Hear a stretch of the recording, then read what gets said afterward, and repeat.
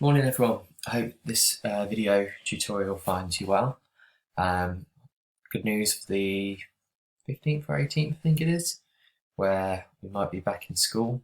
So I'm really excited to see you all and I hope you're looking forward to it too.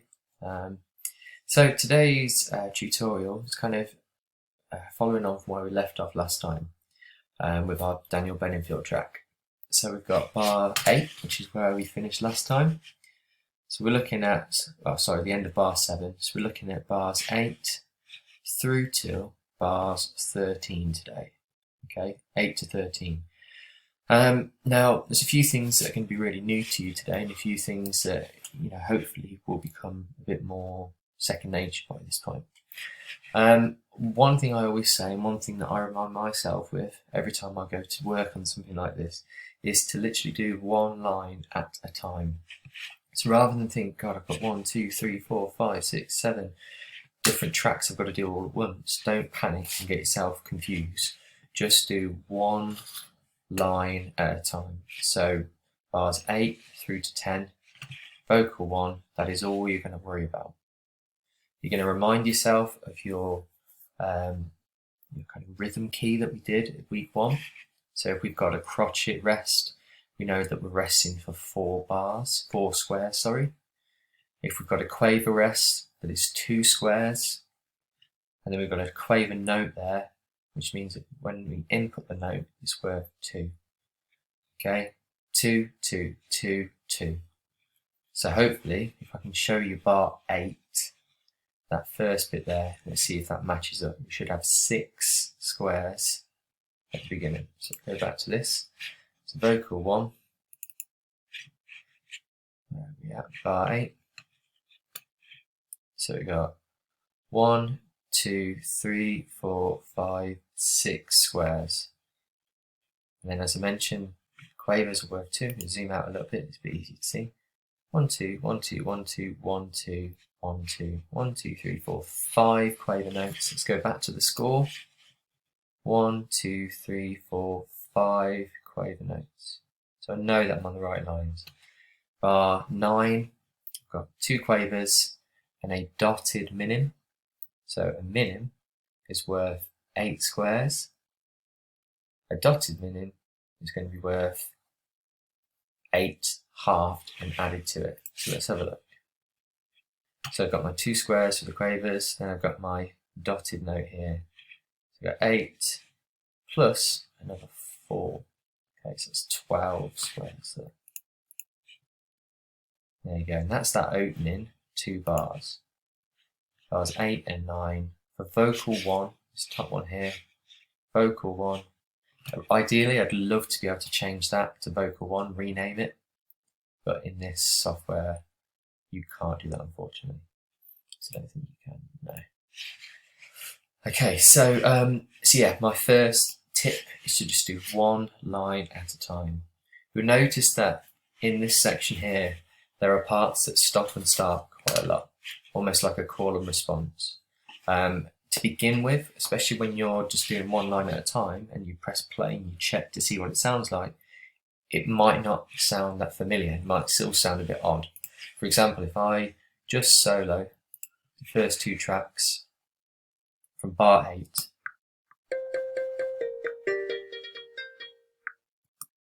now if you know the song, you might be able to kind of realise what that part is. But on its own, it's still a little bit, I guess, out of context. It doesn't really sound like part of the song just yet. Don't worry, okay? Just know that if you're inputting it factually correct, that when everything else is added in, it will start to sound really, really good. Remember that the semi-quaver is worth 1 square rest. 1 square rest, just to double check that. I'll show you what that looks like.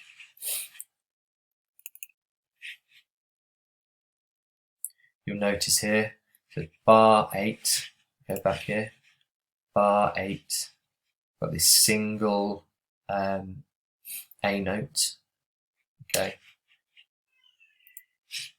I've got one square rest either side. Okay, cool. A couple of things that I forgot to mention on the last video that I thought I'd double check on. We have our key signature at the front here, which means that whenever there is a B and an E note, you are always going to flatten them unless it states otherwise during the score. So at any point in this that you've already put in an E or a B, make sure you change it to an E flat or a B flat. One of the things that was really fun, and one of the things that I didn't think you could find in Sound Nation, was different string sounds. So we've got a pizzicato strings. Now I was thinking that's going to be really difficult to find, but in actual fact, GM2 is the instrument sound there. If you bring that up, and then if you click here, you can then find quite a few different sounds. Okay, in fact there's loads. So I went to orchestral solo, and in here there's violin, tremolo violin, there's pizzicato. So I clicked on pizzicato, and if I just solo that section,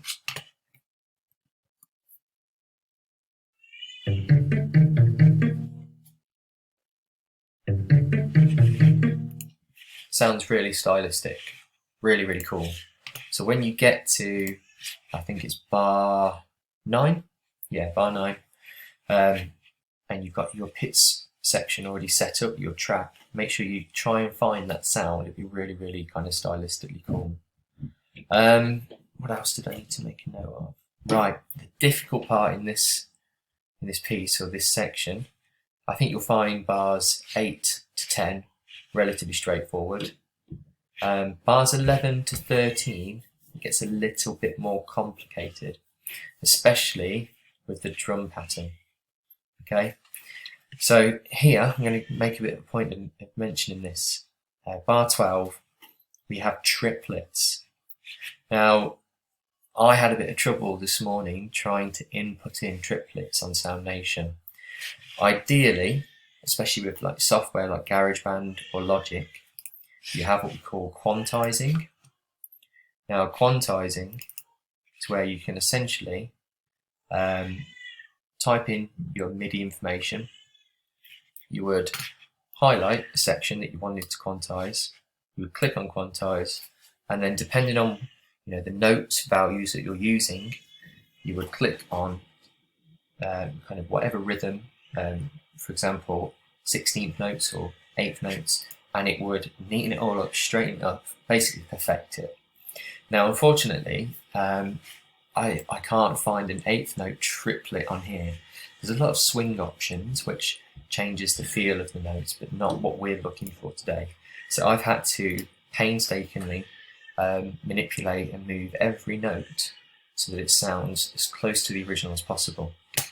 I'll play you the original.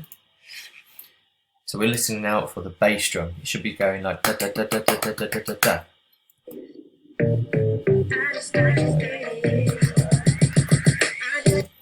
That bass drum da, da, da, da, da, da, da, da, is what we need to replicate. So again, try your very best for this. If I zoom in a little bit on here, you'll see that roughly speaking, I'm going to keep going in. You might just be able to make out 1, 2, 3, 4 smaller squares within this area here. Okay, and the gap is roughly set out at kind of 1 and a bit, and then that kind of replicated the pattern throughout. It's as close as I can get it. I might be able to get it more accurate, but at the moment, especially with the time frame I've got, that's the closest I could get it. So hopefully when you hear this section, if I just solo this, it's not too bad. It's quite close to the original.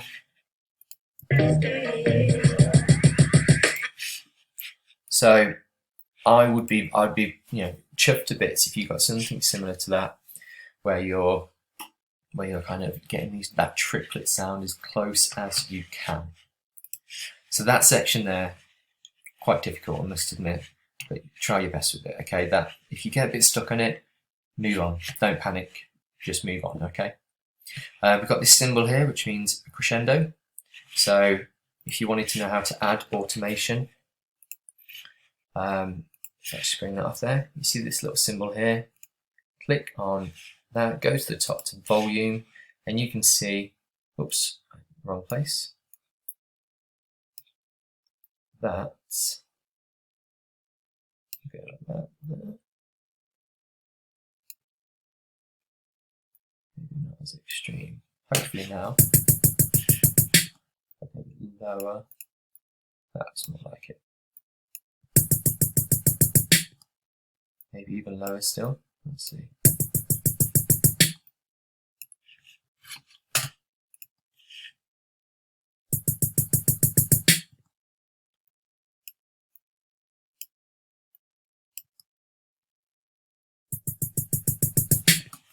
That you can kind of add that automation, you can change the dynamic there. Brilliant. And then simply just go back to the top, display off, and it will go back to normal. After that point, bar 13, and something that you'll see quite a bit actually, bar 13 is exactly the same as the drum pattern at bar 5. So if you're clever about this, especially through this section and through this section here, the synth and the bass part, there's a lot of repetition. Go back early. So if you see the pattern being used earlier on, save yourself time, copy and paste. Simply click on whatever you want to use, go to edit, copy, or highlight what you want to copy across. So for example, if I go to, there we go. I'm going to highlight bar 13. Let's say, for example, it repeats at bar 14.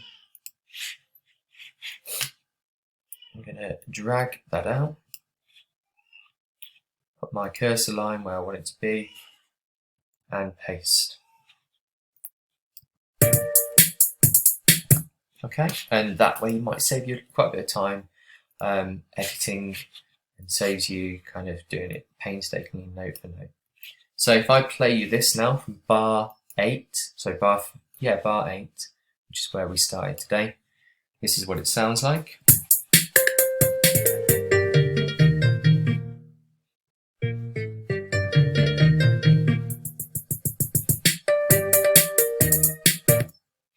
Okay, and we're just about to get to the main melody there. Okay, vocal 1 there. Again, sorry, I'll quickly make a point. Vocal 1. If you go to Sam 1 and GM2, where you're going to find lots and lots of cool sounds. So like I think there's a house piano suitable for this sort of music. And then GM2, you've got basically a bank of so many different sounds here. So many. Okay? And click on any one of these and you'll get another menu where you can manipulate the sounds and choose something really stylistic. I'll remind everyone that this is a really technical piece of work. This is an A-level piece of music, and if you're managing to get your head around this, if you're really trying hard to understand and apply the skills, you're working way beyond GCSE here.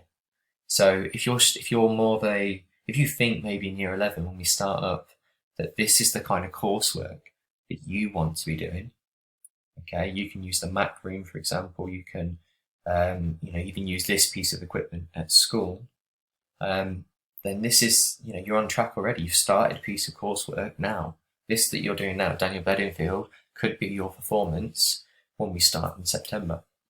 And if you already know how to do a lot of it, you'll find it really quick and easy to reapply when we're at school. Okay? So keep trying with this.